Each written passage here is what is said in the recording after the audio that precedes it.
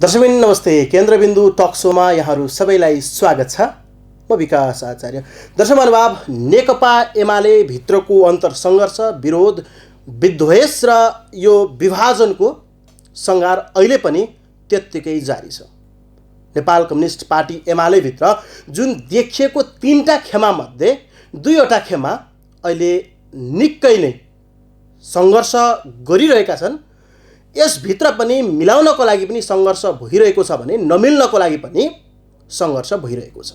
त्यसैको लागि पनि अहिले केन्द्रीय कमिटीको बैठक बोलाउनको लागि ओली पक्षले 16 गतेको लागि बोलाएको छ। यसले एउटा ठोस मार्ग निर्देश दिने एमाले भित्रको नेताहरूको भनाइ छ।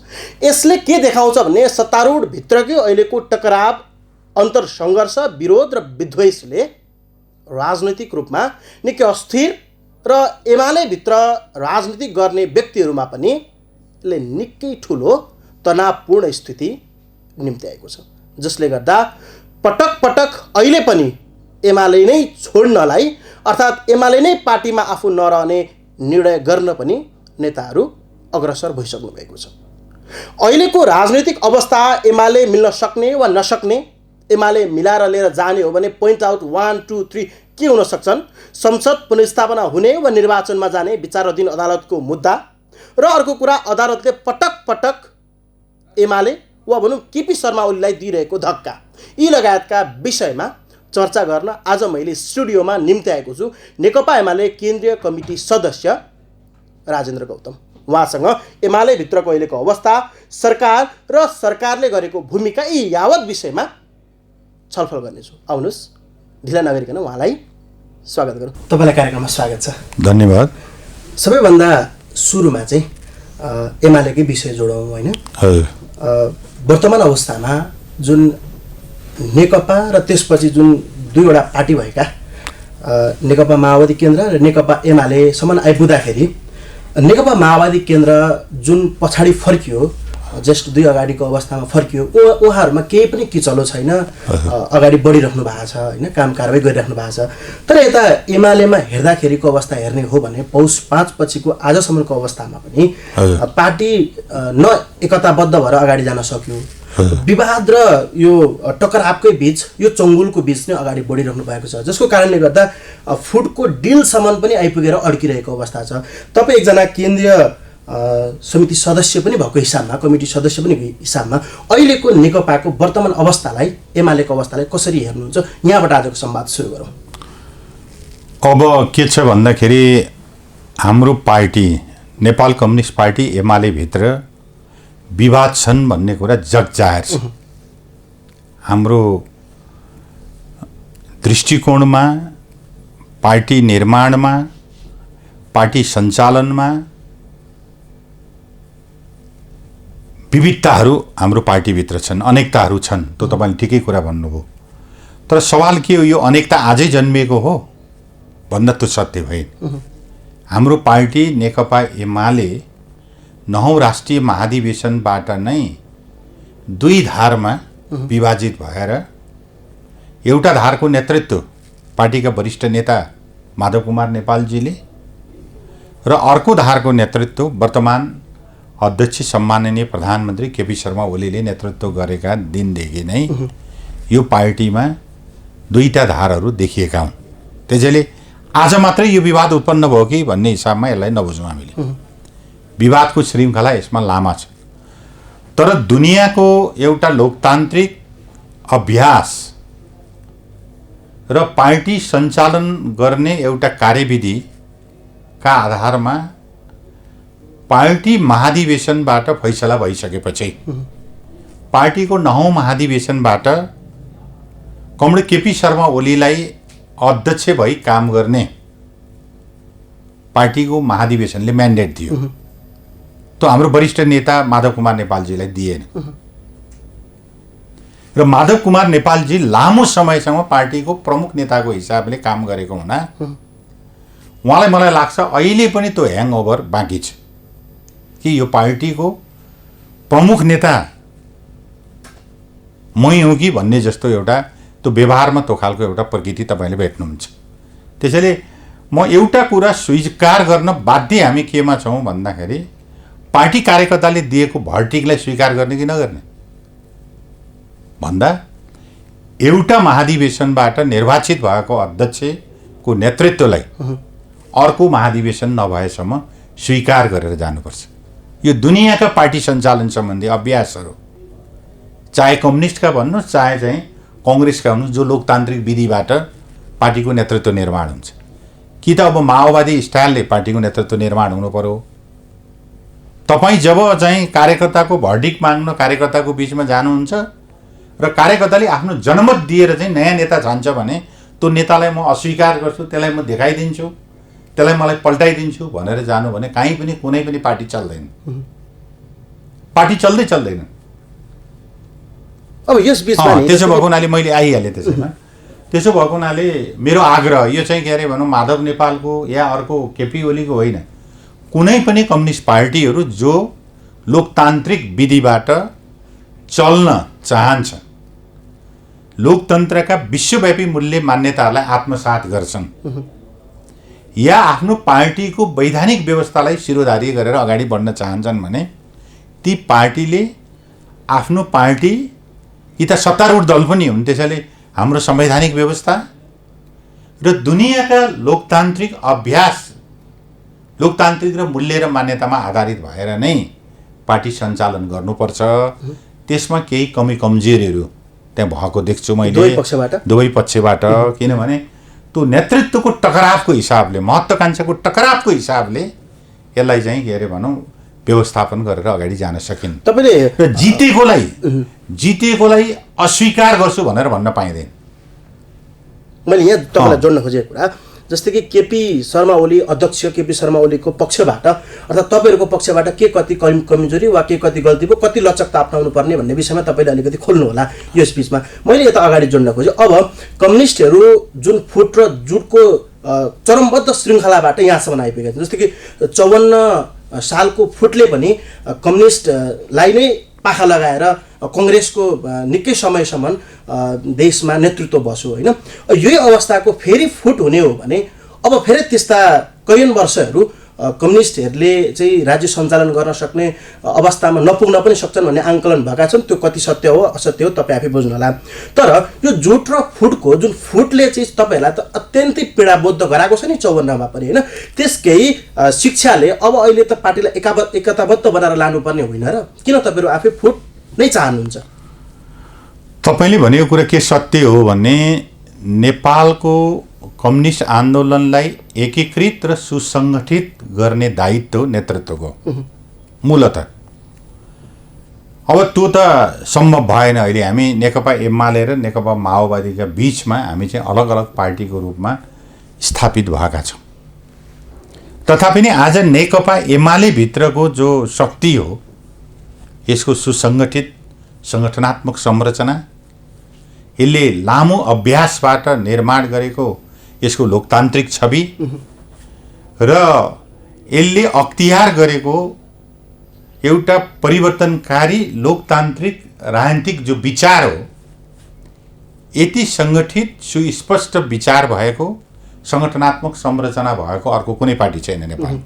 अब यो पार्टीमा डिभिजन हुनु, यो पार्टीमा मतमतान्तर हुनु, यो पार्टी छेदविच्छेद हुनु, यो पार्टी टुट्नु या फुट्नुले नेपालको लोकतान्त्रिक आन्दोलनलाई समेत प्रभाव पार्छ, अन्य राजनीतिक दलहरूलाई पनि प्रभाव पार्छ।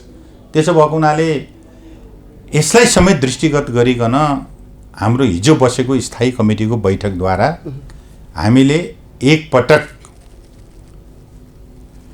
सम्पूर्ण प्रक्रियाहरूलाई ओपन गरेर पार्टीभन्दा बाहिर बसेर मत बजाइरहनु भएका पार्टीका वरिष्ठ नेता लगायत अन्य साथीहरूलाई समेत सामेल हुने गरी केन्द्रीय कमिटीको बैठक आह्वान गर्नका निम्ति हामी एउटा लामो छलफल र नेपालको कम्युनिस्ट आन्दोलनको दूरगामी महत्त्वलाई समेत ध्यानमा राखेर जनता, लोकतन्त्र र राष्ट्रियताको रक्षाका निम्ति पनि यो आन्दोलन एकीकृत हुनुपर्छ भन्ने मान्यताका साथमा हामी 16 गते पार्टीले केन्द्रीय कमिटीको बैठक आह्वान गरेका छ। त्यो बैठकद्वारा हामी नेकपा एमालेको एकीकृत सङ्गठनात्मक संरचनालाई कसरी अगाडि बढाउने र पार्टीलाई कसरी एक ढिक्का बनाउने, पार्टीको सम्पूर्ण संस्थागत संरचनालाई कसरी दुरुस्त बनाउने भन्ने एउटा ठोस पारदर्शी एउटा प्रस्ताव हामी केन्द्रीय कमिटीबाट प्रस्तुत गर्छौं र लगत्तै हामी मलाई लाग्छ जेठ 2 गतेको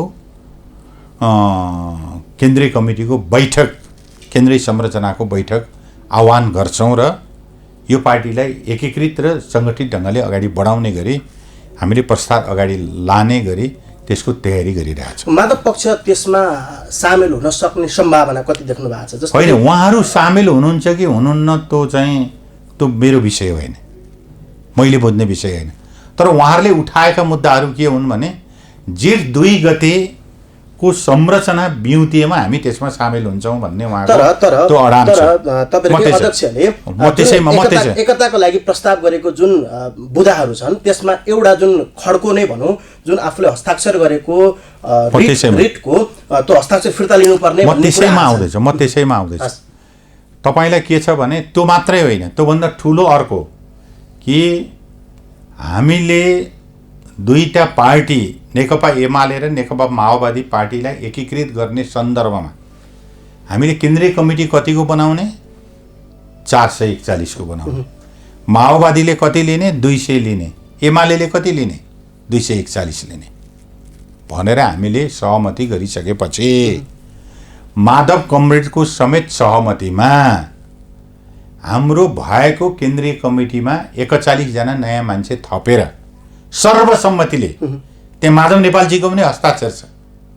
अहिले माधव नेपालजीको चाहिँ समूहबाट ओकालत र पार्टी एकताको निम्ति बहस गरिरहनु भएका साथीहरूको पनि हस्ताक्षर गरेको छ। हाम्रो पार्टी अध्यक्षले के भन्नुभयो भने 2 गते होइन, 2 गतेको आसपास, 3 गतेको आसपास भनेको त्यो तपाईँ आफैले गरेको निर्णय मात्र टेक्नुस्, पहिले न्यू मात्रै खोजेर त भएन नि। त्यसमा त माधव नेपालजीका तर्फबाट प्रतिनिधित्व गर्ने साथीहरू पनि छन् र केपी ओलीजीलाई समर्थन गर्ने साथीहरू पनि छन्। अब त्यसका त कुनै बदुवा मजदुर त होइन नि ती सेन्ट्रल कमिटीका सदस्यहरू। उनीहरूको त परिवर्तित सन्दर्भमा भोलि दृष्टिकोणहरू पनि परिवर्तन हुन सक्छन्। तर के छ भने हामी माओवादी पार्टीसँग एकता गर्दैछौँ भन्ने कुराको राजनीतिक निर्णय गरिसकेपछि हामी कुन केन्द्रीय कमिटीका साथमा अगाडि जाने भन्दा त माधव र केपीको सहमतिमा निर्माण भएको, सर्वसम्मतिमा निर्माण भएको केन्द्रीय कमिटीलाई चाहिँ बाइपास गरेर हिँड्न मिल्दैन भनेर प्रधानमन्त्रीजीले भन्नुभएको। त्यो कुरामा मलाई लाग्छ इन्टरनल त्यो विषयमा सहमति भइसकेको हुनुपर्छ। इन्टरनल तर ममा आउँदैछु तपाईँले भने। अब त्यसमा माधव नेपालजी के गर्नुहुन्छ त? यो त बिचमा त म त गठबन्धनलाई धोका दिन्न त भनेर भन्दै हुनुहुन्छ। तपाईँले उठाउनु खोजेको प्रश्न यही होइन भनेपछि अब नेकपा एमाले मार्फत मुलुकको रूपान्तरण र परिवर्तन सम्भव छैन भन्ने निष्कर्षमा माधव नेपालजी पुग्नु भएको हो भने त यसको विश्लेषण नै अलग हुन्छ। होइन भने कि अहिले नेकपा एमालेको विचार, सिद्धान्त, कार्यक्रम, नीति, दृष्टिकोणको प्रकाशमा नै हामीले नेपालको लोकतान्त्रिक आन्दोलनलाई संस्थागत गरेर समाजवादका आधारहरू निर्माण गर्दै अगाडि बढ्ने हो भने अब यति ठुलो बृहत्तर एकताको प्रस्ताव, युनिटीको प्रस्ताव पार्टी संस्थापनले अगाडि राखिसकेपछि उहाँ यो प्रस्तावको पक्षमा आउनु पर्छ भन्ने मलाई लाग्छ। अब आउनुहुन्छ कि हुन्न उहाँको निजी विषय हो। उहाँलाई एमाले भन्दा गठबन्धन प्यारो छ भने या एमाले भन्दा गठबन्धन प्यारो छ भने त एमालेलाई ध्वस्त गर्ने निर्माण गरेका चक्रव्यूहको चाहिँ के अरे भनौँ पासामा उहाँ पनि पर्नुभयो कि भन्ने आशंका गर्न सकिन्छ। तर मलाई विश्वास छ यो पार्टी निर्माणमा लामो योगदान गर्नुभएका पार्टीका वरिष्ठ नेता माधव कुमार नेपाल लगायतका हाम्रा साथीहरू, उहाँहरू नेकपा एमालेको जगमा नै उहाँहरूको व्यक्तित्व निर्माण भएको कुनै व्यक्तिले आफैले निर्माण गरे है। 50 वर्ष हो। त्यसो हुनाले आफूले बनाएको घर, आफूले अगुवाई गर्ने थलो, आफूले नेतृत्व गर्ने थलोमा उहाँहरू फर्कनुपर्छ र यहीँ बसेर यति बृहत्तर उहाँको माघ बमोजिमको बृहत्तर प्लेटफर्म र मार्ग प्रशस्त गरिसकेपछि रोडम्याप दिइसकेपछि त्यो तपाईँले त्यो रोडम्याप पनि किस्ता किस्तामा दिनुभयो क्या। जस्तै कि फागुन 28 को त्यो निर्णय नगरेको भए पार्टी आज यहाँसम्म आइपुग्दैन थियो कि भन्ने कुरा पनि विश्लेषण गर्न नेकपा एमाले हामी ध्वस्त गर्न चाहँदैनथ्यौँ। तपाईँले म एउटा के असंवैधानिक जुन उहाँहरूले भन्नुभएको छ त्यो संवैधानिक असंवैधानिक कुरा होइन, यो व्यक्तिको व्यक्तित्व टकरावको कुरा हो। यदि केपी ओली भन्दा अर्को कुनै पनि पार्टीको नेता नेकपा एमालेको पङ्क्तिमा बाँकी हुन्थ्यो भने यो एमाले भन्ने पार्टी बचाएर राख्न सक्ने थिएन। मेरो त विश्लेषण हो नि। त्यति दूरदर्शी र आफ्नो चाहिँ एउटा निर्णय क्षमता भएको नेता भएको हुनाले आज एमाले भन्ने पार्टी छ। नभए एमाले भन्ने पार्टी कुनै प्रचण्डको पोल्टामा या कहीँ गएर एमालेको नाम निशान हुन नसक्ने, यसका लाखौँ हजारौँ कार्यकर्ताहरू ध्वस्त हुन सक्ने एउटा परिस्थितिबाट एमालेको रक्षा गर्यो। ओलीले रक्षा गरेको, किनभने कम्प्रोमाइज नगरिकन रक्षा गर्यो। किन पार्टी बचो, आन्दोलन बचो, त्यसको विचार बचो, त्यसको सङ्गठनात्मक संरचना बचो भने त भोलि माधव नेपालले पनि नेतृत्व गर्ने होला नि, या अर्को कुनै साथीले नेतृत्व गर्ने होला नि, या हामी त्यहाँ बस्न सक्ने होला नि। यदि त्यस्तो परिस्थिति थिएन भने मैले अहिलेसम्म चाहिँ के अरे हेर्दाखेरि प्रचण्डको टोटल नेचर हेर्दाखेरि चाहिँ के अरे भनौँ हरेक घरहरू भत्काएर त्यो विषयमा म प्रवेश गर्छु। माओवादी केन्द्रका अध्यक्ष प्रचण्डले बोल्नुभएका केही अभिव्यक्ति र त्यसभित्रका आसपासका कुरामा प्रवेश गर्छु। त्योभन्दा अगाडि 15 वर्षसम्म पार्टीलाई सञ्चालन गर्नुभएको, महासचिव हुँदै अध्यक्ष भएर सञ्चालन गर्नुभएको एकजना वरिष्ठ नेता आज पार्टीदेखि लगभग अलग्गिने अन्तिम दोसाधमा हुनुहुन्छ। यतिसम्म कि तपाईँले यति वाक्क लाउनु भएको छ कि त्यो एमाले भन्ने पार्टीमा फर्किनु नपरोस् भन्ने तरिकाले उहाँहरू कुरा गरिराख्नु भएको छ। अस्ति पत्रकारहरूसँग सम्पादकहरूसँग बोलेको कुरा पनि बुझ्नुभयो होला, सुन्नुभयो होला होइन। तपाईँको अध्यक्षले पनि त्यसको उत्तर दिइसक्नु भएको छ। अझ तपाईँबाट पनि मैले खोजेँ होइन, कुनै पनि हालतमा एमालेमा फर्किनु पर्छ भने यी विषयमा म निर्णय गरेर आउन सक्दिनँ भनेर उहाँले प्रष्ट रूपमा दिनुभयो। यसले के बुझ्छ? अब एमाले एक भएर जान सक्ने अवस्था छ? तमाम कार्यकर्तालाई एमालेसँग आस्थावान वा एमालेको के भइरहेको छ भनेर विचार राख्ने दर्शकहरूले के भनिदिनुहुन्छ? होइन, पहिलो कुरा त के छ भने एमाले एउटा सुस्पष्ट पार्टी युनिटीको प्रस्तावसहित औपचारिक ढङ्गले केन्द्रीय कमिटीबाट उहाँहरूको माग बमोजिमको प्रस्ताव सार्वजनिक गरिसकेपछि उहाँहरू आउनुहुन्छ कि आउनुहुन्न त्यो चाहिँ उहाँहरूको निजी विषय हो। कतिपयले म तेरो पार्टीमै बस्दिनँ, म आन्दोलनमा नयाँ ओपिनियन बनाएर अलग ठाउँमा जान्छु या नयाँ ढङ्गले सङ्गठित हुन्छु भन्ने अधिकार त व्यक्तिमा अन्तर्निहित हुन्छ नै, तपाईँले घोकारेर लिएर आउन सक्नुहुन्न। तर नेतृत्व या एमाले अगाडि बढ्ने क्रममा कुनै पनि खालका नीतिगत र संवैधानिक कानुनी काहीँ त्रुटि भएका रहेछन् भने त्यसलाई सच्याउन नेतृत्व तयार छु, तर पार्टी चाहिँ एक ढिका बनाएर अगाडि लिएर जाउँ, यो पार्टी कसैको निजी बकौती होइन भन्ने एउटा चाहिँ विश्लेषण र समीक्षासहित एमाले सिँगै नेतृत्व यसको दिशामा अगाडि जान्छ भने अर्को साथी आउँछ कि आउँदैन, या अलग पार्टीमा बस्छ कि, या एमाले भन्दा उसलाई गठबन्धन रमाइलो लाग्छ कि, त्यो त गठबन्धन चाहनेहरू र बनाउनेहरू त एमाले ध्वस्त भएको हेर्न चाहन्छ। त्यो त अभिव्यक्तिबाटै देखिनुहुन्छ। सच्चा नेता त उहाँ हो नि। उहाँले उचालेको भरमा कहाँ लगेर रक्षानमा फाल्छन् भने उहाँलाई टुङ्गो थाहा छ। त्यो भ्रमबाट त्यहाँ रहनुभएका साथीहरू मुक्त हुनुहुनेछ र नेकपा एमालेको बनाउ संरचना, त्यसको विचार र दृष्टिकोणसँग उहाँहरू सहमतै हुनुहुन्छ भने त्यो सङ्गठनात्मक संरचना भएर उहाँहरू आउनुपर्छ, आउनुहुन्छ। उहाँहरू नआउने भन्ने कुराको म परिकल्पना गर्न सक्दिनँ। अब हस्ताक्षर फिर्ता नलिने, जुन रिटमा हालेको हस्ताक्षर फिर्ता नलिने, प्रधानमन्त्री केपी शर्मा ओली अब प्रधानमन्त्री रहने अवस्था छैन, त्यो हो भने जस्ट 2 को अवस्थामा गएर मिल्न सकिन्छ भन्ने कुरा उहाँहरूबाट पनि त्यो प्रत्युत्तर आएको थियो। त्यसलाई टेकेर अगाडि बढ्न सकिन्छ वा अरू केही हुन सक्छ? होइन, प्रधानमन्त्री को रहन्छ रहँदैन भन्ने कुरा सडकबाट फैसला हुन्। तपाईँले अहिले सम्मानित सर्वोच्च अदालतमा पनि त एउटा बहस त तपाईँले देखि नै रहनु भएको छ। त्यो बहसका चाहिँ 3टा आयाम छन् र सम्मानित सर्वोच्च अदालत जस्तो संस्था र नेपालका बौद्धिक जगत भनेर चिनिएका वकिल साहबहरूको बहस केमा केन्द्रित छ भन्दा 3टा आयामहरू छन् त्यसभित्र। एउटा आयाम भनेको संविधानको धारा 76 को 3 मा बनेको सरकारले 4 को प्रक्रिया पूरा गर्यो कि गरेन, कहाँनेरि डिरेल गर्यो भन्ने एउटा आयाम हो त्यसको। अर्को चाहिँ 146 जना मान्य सांसदहरूको हस्ताक्षर बोकेर हिँडेको शेरबहादुर देउवाजीलाई प्रधानमन्त्री चाहिँ अदालतले घोषणा गरिदिनुपर्छ भन्ने अर्को आयाम छ।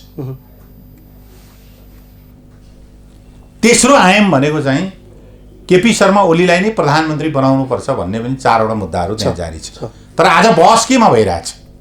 आज बहस केमा भइरहेछ भने 146 जना मान्य सदस्यले हस्ताक्षर गरेर शेरबहादुरजीलाई दिइसकेपछि उहाँलाई संसद रिस्टेट गरेर मात्रै हुँदैन, उहाँलाई प्रधानमन्त्री घोषणा गर्नुपर्छ भनेर भइरहेछ। अब नेपालको संविधान र सेपरेसन अफ पावरको सिद्धान्तको हिसाबमा संसदभन्दा बाहिरबाट प्रधानमन्त्री बनाउन सकिन्छ कि सकिँदैन? यदि हामी यो दिशामा गयौँ, सामान्य सर्वोच्च अदालत यो दिशामा गयो भने योभन्दा वर्स्ट म फेरि बनाएर दोहोऱ्याएर भन्छु, योभन्दा वर्स्ट चाहिँ रिजल्ट या निष्कर्ष अरू हुन सक्दैन। व्यवस्थाप्रति नै आशंकाहरू व्यक्त हुन थालेका छन् हैन? म त्यसैमा आउँछु। त्यसो भएको हुनाले अब अहिले बहस केमा केन्द्रित हुनु पर्थ्यो त भन्दा सम्मानित सर्वोच्च अदालतले संविधानको अन्तिम व्याख्याताको हिसाबले नेपालको संविधानको धारा 76 को 3 अनुसार बनेको प्रधानमन्त्रीले 4 को प्रक्रिया पूरा गर्यो कि गरेन, एउटा प्रश्न यो हो। 4 को मार्ग प्रशस्त गरेर 4 को प्रक्रिया फड्किन मिल्छ कि मिल्दैन? दोस्रो हो, या 4 को प्रक्रियामा जाँदा या 5 को प्रक्रियामा जाँदा राष्ट्रपतिकामा सिधै जानु पर्थ्यो कि या पार्लिमेन्टभित्र नै यसबाट चाहिँ गरी निकास खोज्नु पर्थ्यो भन्ने विषय चाहिँ आजको छलफलको विषय हुनु पर्थ्यो। त्यो छलफलमा हामी केन्द्रित छैनौँ। त्यसै हुनाले मैले यसमा अनेक खालका आशंकाहरू जन्मिरहेका छन् र अब विद्वान अधिवक्ताहरूको लजिक पनि हामी सुनिरहेछौँ। म अदालतको जुन निर्णय छ, फैसला छ, त्यसकोमा भित्रसम्म जान्न, किनभने केही मुद्दाहरू विचाराधीन छन् पनि र अर्को कुरा अदालतले गरेको निर्णयप्रति हामीले त्यसको व्याख्या गर्न त्यति वाञ्छनीय पनि नहोला। म अदालतको थोरै भूमिकाप्रति चाहिँ प्रश्न राख्छु। त्योभन्दा अगाडि अन्तिम एउटा जुन एमालेकै जुन पेरिफेरी, यो विवादकै पेरिफेरीको केही तपाईँहरूमा लागेका झड्काहरूको विषयमा कुरा गर्न चाहे। जुन प्रदेश स्तरमा पनि भएका जति पनि अहिले गडबडी छन्, जस्तै कि सुदूरपश्चिमकै कुरा गर्ने हो भने, कर्णालीकै कुरा गर्ने हो भने तपाईँहरू मिलिदिनु भएको थियो भने त्यहाँ तपाईँहरूको सरकार बन्थ्यो हैन?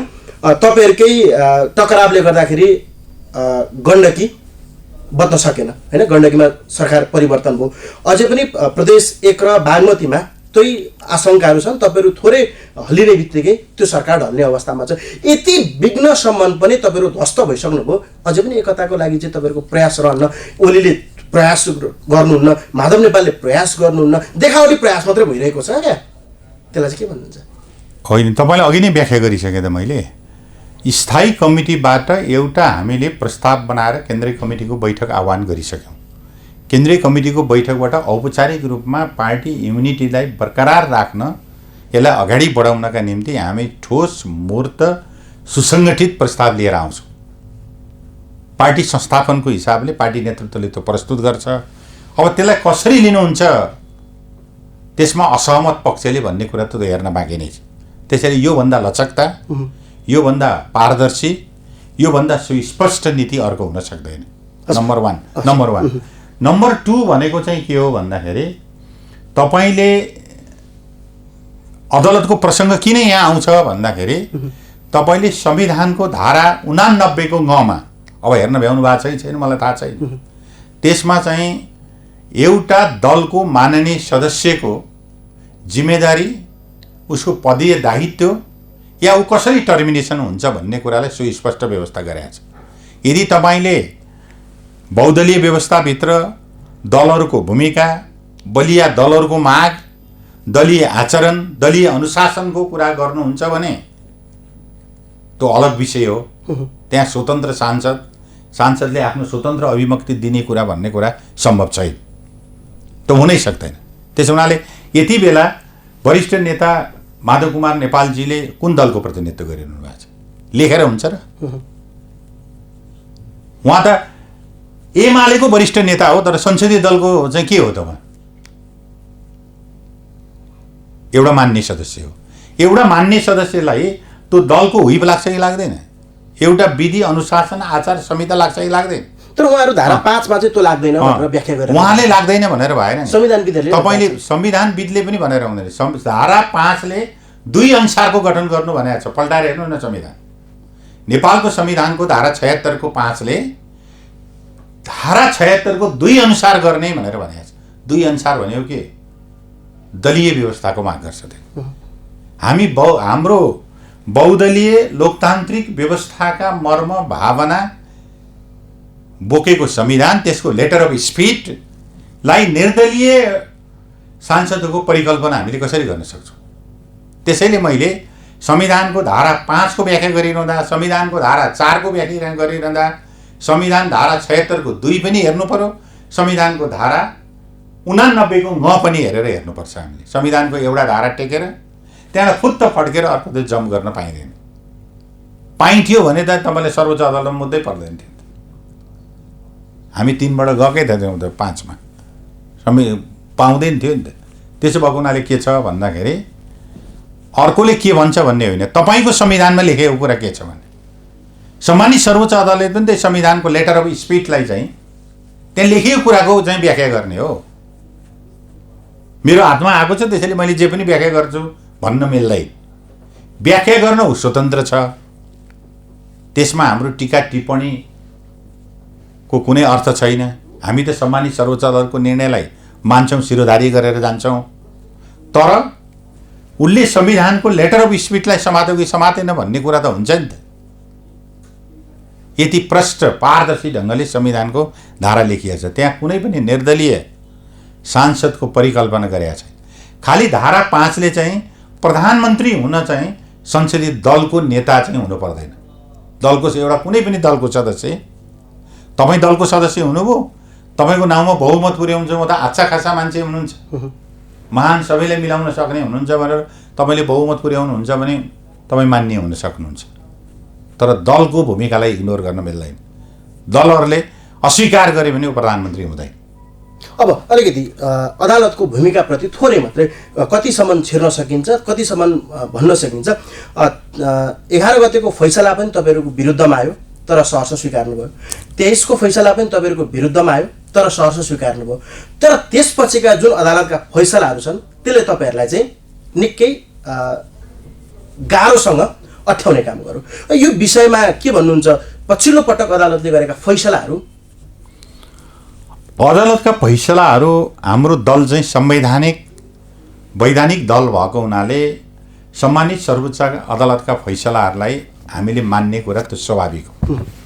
त्यसलाई हामीले अन्यथा ठानेका छैनौँ। र कतिपय चाहिँ अन्तरिम आदेशहरू भएका छन्, त्यसको सम्पूर्ण फैसलाको सम्पूर्ण रूप पनि प्राप्त हामीले गर्न सकेका छैनौँ। तर पब्लिकमा चाहिँ या दलभित्र र पब्लिकमा चाहिँ ती फैसलाहरूले निकालेका निष्कर्षहरूको बारेमा विचार विमर्श हुन्छ, ठिक भयो कि बेठिक भयो भन्ने कुरा। त्यसमा आलोचनात्मक समर्थन हुनसक्छ, त्यसको समालोचना हुनसक्छ। त्यसैले मेरो आग्रह के हो भने कसैले पनि फैसला गरिरहँदाखेरि संविधानको, मैले अघि पनि बताएँ तपाईँले, संविधानको लेटर अफ स्पिरिटलाई हेरेर संविधानमा लेखेको कुराको फैसला गर्ने हो। संविधानमा हुँदै नभएको कुरा चाहिँ गएर ल्याएर फैसला गर्ने होइन। त्यसो हुनाले हामी एकदम गम्भीरतापूर्वक गहिरो गरी ती फैसलाहरूको विश्लेषण गरिरहेछौँ, हेरिरहेका छौँ।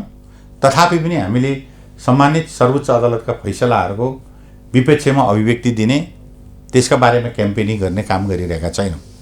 त्यसको अर्थ के हो भने यो दल रुलिङ पार्टी हो, संवैधानिक दल हो, यी सबै ऐन कानुनहरूलाई उसले मानेर जान्छ। यसको अर्थ यो होइन कि उसले जे पनि फैसला गर्छ दलले चुपो लागेर त्यसमा चाहिँ होमा हो मिलाउँछ, होइन। त्यसको समीक्षा भइरहेको हुन्छ। समयक्रममा ती मुद्दाहरू उठ्छ, उठाउने तरिका अलग अलग होला।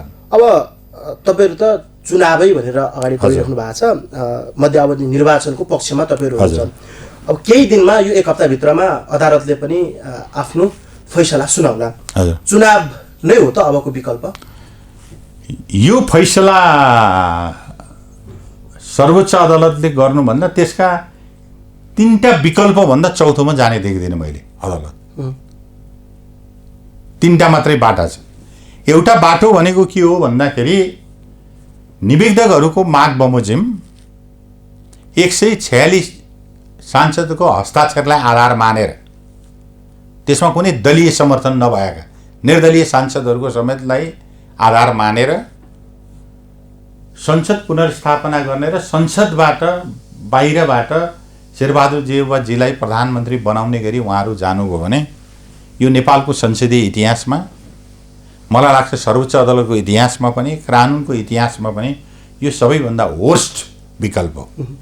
यो वर्स्ट आज त सबैले वाइ वाइ गरिरहेका होलान्, तर पार्लियामेन्टलाई छलेर पार्लियामेन्टभन्दा बाहिर प्रधानमन्त्री बनाउने हाम्रो संवैधानिक व्यवस्था त्यसपछिका नजिरहरू अर्थात् त्यसपछि अभ्यासहरूले चाहिँ नेपालमा लोकतन्त्र छ र नेपालको संवैधानिक यसले चाहिँ के अरे ठाउँ त्यसले चाहिँ दिएको देखिँदैन। जनअस्थिरता निम्त्याउँछ भन्ने यसले त ठुलो अस्थिरता, यसले ठुलो द्वन्द्व निम्त्याउँछ देशमा।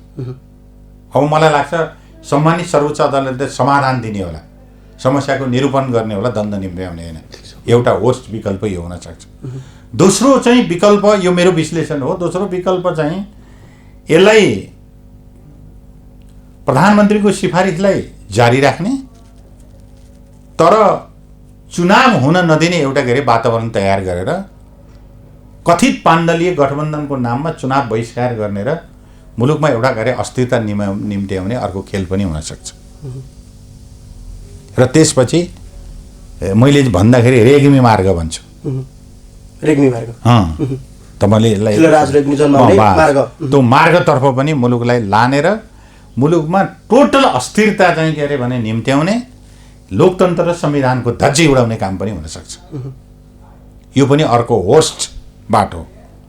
अब त्यसको चाहिँ के अरे भनौँ अर्को विकल्प भनेको चाहिँ संविधानको धारा 76 को 3 अनुसार बनेको प्रधानमन्त्रीले 4 अनुसारको विश्वासको मत लिन नदेखिएको हुनाले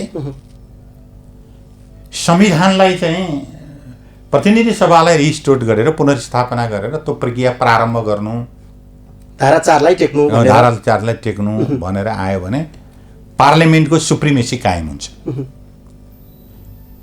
संविधानको डिरेल गरेको, संविधानले चाहिँ एउटा के अरे डिरेल गरेको भन्ने लागेको छ भने संविधानले एउटा बाटो पाउँछ। तर के हुन्छ भन्दाखेरि त्यो सबैभन्दा ठुलो संसदीय लोकतान्त्रिक व्यवस्थामा पार्लियामेन्ट्री सुप्रिमेसी कायम गरिदिने काम अदालतले गर्छ। त्यसमा मलाई चाहिँ एउटा लाग्छ कि विन विनको सिचुएसन हुनसक्छ। सबैले त्यसलाई आत्मसात गरेर अगाडि जान सक्ने बाटो हुनसक्छ र यो नै सबैभन्दा चाहिँ के अरे भनौँ अब यसको भविष्यवाणी त नगरौँ, अब तपाईँहरू पनि यहाँ हुनुहुन्छ, यसको चाहिँ के अरे विश्लेषण गरेर बस्नुहोस्।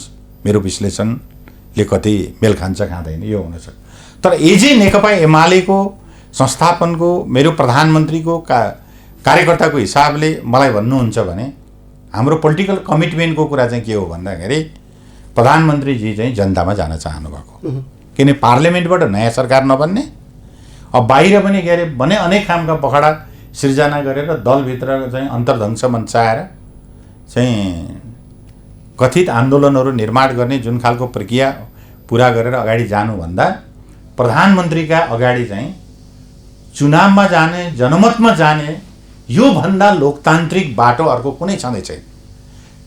जनतामा जाने भन्ने कुरा संविधान विरोधी होइन, लोकतन्त्र विरोधी होइन। ज्येष्ठ 8 लाई पुष्टि गर्नलाई पनि प्रधानमन्त्री सफल हुनुहुन्छ होइन। प्रधानमन्त्रीको त यो रोड म्याप हो। तपाईँ किन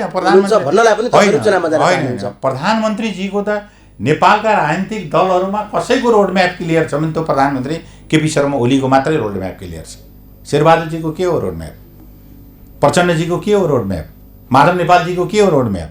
उहाँले त के भन्नुभयो भने म 5 वर्षको लागि इलेक्सन लडेर जितेर आएको, प्रधानमन्त्री चलाउन खोजेको, मलाई मेरो दलभित्रको आन्तरिक झगडाले पार्लियामेन्ट रन हुन भएन, मैले लु बनाऊ त गरी खाऊ भनेर छोडिदिएँ। बहुमतको सरकार पनि बनेन। नबनिसकेपछि अब यो पार्लियामेन्टले चाहिँ रिजल्ट दिँदैन, त्यसैले रिजल्ट नदिने ठाउँमा हामी किन अलमल गर्ने। यसले अस्थिरता उक्ताउँछ, दलहरूलाई टुटाउँछ, फुटाउँछ। अब दलहरू चाहिँ झोला बोकेर हिँड्छन् साना साना टुक्राहरूमा भने यसलाई किन गर्ने भन्दा फ्रेस म्यान्डेटमा जाउँ भन्दा प्रधानमन्त्री फ्रेस म्यान्डेटमा जाने, एउटा राजनीतिक निष्कर्ष र साहसका साथ संवैधानिक धारा टेकेर उहाँ अगाडि जानुभयो। तर उहाँले टेकेको संवैधानिक धारा चाहिँ ठिक छ कि छैन त भन्ने चाहिँ अदालतमा मुद्दा परिसके त त्यो अदालतले हेर्ने हो। उहाँले टेकेको धारा। तर प्रधानमन्त्रीको रोड म्यापमा त मैले कहीँ अवरोध, म त सिधै जनतामा जान्छु, जनताबाट आएँ, जनतामा जान चाहन्छु। जनता नै मेरो चाहिँ के अरे सर्वोपरि हो। तर 5 वर्षको लागि म्यान्डेट दिएको एउटा सांसदलाई बिचैमा फेरि त्यो मैदान छोडेर भाग्दाखेरि भगौडा पनि भन्लान् भन्ने एउटा कुरा रह्यो। र तपाईँहरू भोलि चुनावमा गइराख्दाखेरि अहिलेकै अवस्थामा जाँदाखेरि एमाले भन्न त तपाईँहरू 2/3 ल्याउँछु पनि भन्नुहोला, बहुमत ल्याउँछु पनि भन्नुहोला, तर अहिले अन्तर्य गाउँ-गाउँसम्मको स्थिति, आफ्नो निर्वाचन क्षेत्रको स्थिति, एमालेको जुन फुट भएपछिको तपाईँहरूको अवस्था देख्नु भएको छ। फेरि त्यहाँबाट तपाईँहरू बहुमत ल्याएर अर्थात् जितेर आउन सक्ने अवस्था छ। तपाईँ चुनावमा जाने दलले के भन्छ? म 1 सिट ल्याउँछु हजुर, मलाई भोट देऊ भन्दा जनता दिन्छ भोटले जनताले?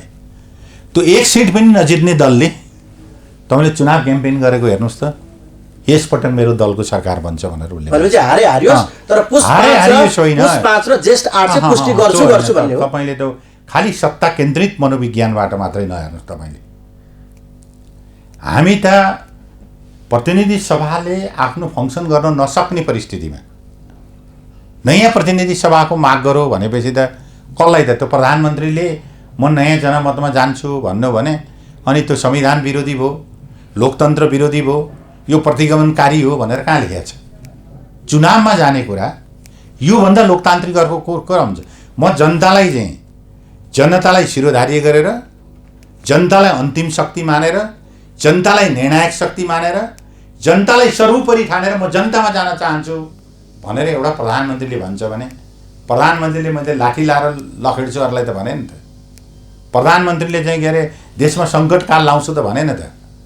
प्रधानमन्त्रीले चाहिँ यो सबै खोज्छु त भनेन त। प्रधानमन्त्रीले के भन्नु? खालि प्रधानमन्त्री, एउटा प्रधानमन्त्रीले भने हाम्रो संविधानमा जनता सर्वोपरि छ, जनता अन्तिम शक्ति हो, निर्णायक शक्ति हो, जनताले दिने रिजल्ट मलाई मान्ने छ, म जनतामा जानुको विकल्प भएन भनौँ भने यी 5 दलीय गठबन्धन रहेका नेताहरूले यो लोकतन्त्र विरोधी हुन्छ भने चुनावबाट आतङ्की किन भएको त छ भने?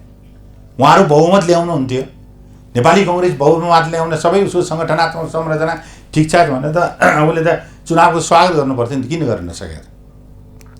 प्रचण्डजीलाई उहाँ चुनावमा बहुमत ल्याउँछु भन्ने भने त चुनाव घोषणा गरेर हामी चुनाव फेस गर्न सक्छौँ भनेर किन भन्न नसकेका?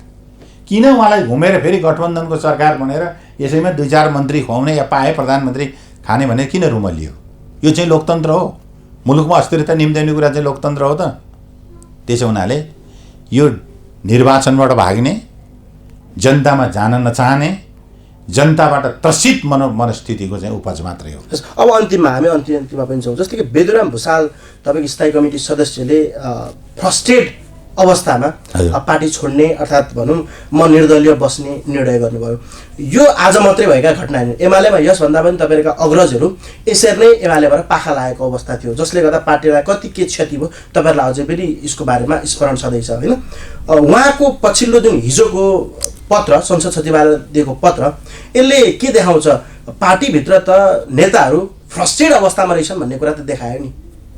यो अब बेदुरामजी भनेको मैले धेरै नै सम्मान गर्ने, लेख्ने, पढ्ने, बौद्धिक लामो इतिहास भएको नेता हो।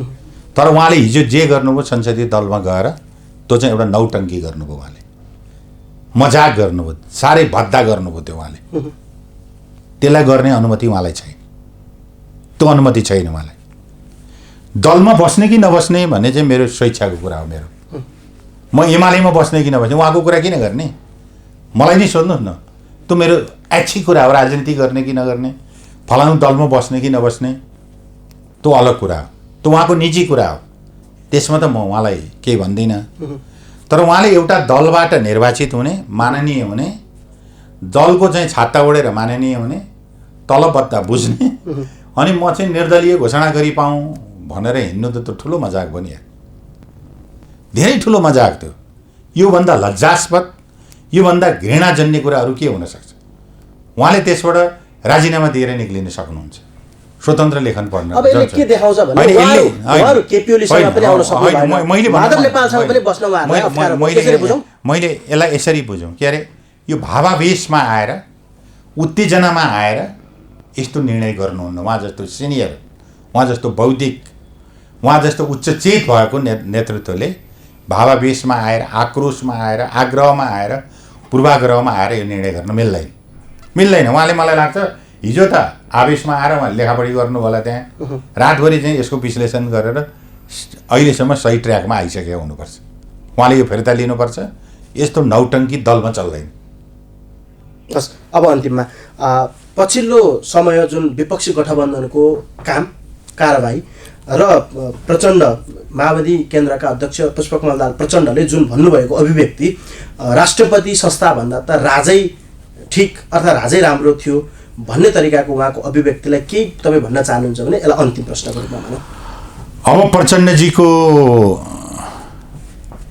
नेपाली राजनीतिमा उहाँको हेर्दा उहाँ एउटा अस्थिर व्यक्ति हो। उहाँको कुनै नीतिमा स्थिरता पनि छैन, सङ्गठनमा स्थिरता पनि छैन, राजनीतिक दलहरूको सम्बन्धमा स्थिरता पनि छैन। तपाईँलाई उहाँकै दलका नेताहरूलाई सोध्नु कि प्रचण्ड भनेको एउटा अस्थिर चरित्रको राजनीतिक नेतृत्व हो। त्यसो हुनाले प्रचण्डजीले अब क्याल्कुलेसन मिलाएरै भन्नुभएको होला नि त। अब राष्ट्रपति गणतन्त्रको प्रतीक हुन्छ। राष्ट्रपतिसँग उहाँका डिफरेन्सेसहरू छन्, त्यो बुझेकै छ। उहाँले भनेको मानौ भने त्यो हुने होइन। राष्ट्रपतिले त सरकारले जे निर्णय गरेर दिन्छ त्यही गर्ने हो। एउटा नोमिनल राष्ट्रपतिले के गर्छ? राष्ट्रपतिलाई गाली गर्नु बेकार छ। राष्ट्रपतिसँग असहमति हुनुपर्छ भन्ने छैन नि। त नेपालको संविधानले राष्ट्रपतिलाई के अधिकार दिएको छ त पहिले हेर्नु पर्यो नि। अनि उहाँले चाहिँ के अरे भनौँ राजै ठिक भन्ने जो निष्कर्षमा पुग्नु भने उहाँको राजनीतिक निष्कर्ष हो भने अब मैले के भन्न सक्छु, उहाँको दलमा छलफल होला। प्रचण्डलाई चाहिँ हामीले चिन्दा भन्दा नेपाली राजनीतिमा कुनै अस्थिर राजनीतिज्ञको नाम दिनु पर्यो भने त्यो प्रचण्ड हो भन्ने मलाई लाग्छ। सङ्गठनात्मक सिद्धान्तको हिसाबले पनि उहाँको कुनै स्थिर सङ्गठनात्मक संरचना छैन। विचारको हिसाबले भन्यो भने प्रचण्डको के विचार हो? कुन विचारको जगमा टेकेर उहाँ हिँड्दै हुनुहुन्छ? उहाँ कुनै कार्यक्रम छ, कुनै सिद्धान्त छ, कुनै नीति छ? त्यसमा पनि उहाँ अस्थिर हो। राजनीतिक चाहिँ एउटा गठबन्धनको हिसाबले हेर्ने हो भने केपी ओली शत्रु हुने, नेकपा एमाले शत्रु हुने, नेपाली कङ्ग्रेस मित्र हुने भन्ने निष्कर्षमा उहाँ पुगिरहेको देख्नुहुन्छ। त्यसमा चाहिँ के बुद्धि छ, के सैद्धान्तिक वैचारिक ग्राउन्ड छ त त्यसको? यो त व्यक्तिगत टकराव, रिस, इबी, आवेश, आक्रोश, उत्तेजना भन्दा मैले यहाँ केही देखाएको छु। हस्, व्यस्त समय दिनुभयो, धेरै धेरै धन्यवाद। धेरै धेरै धन्यवाद।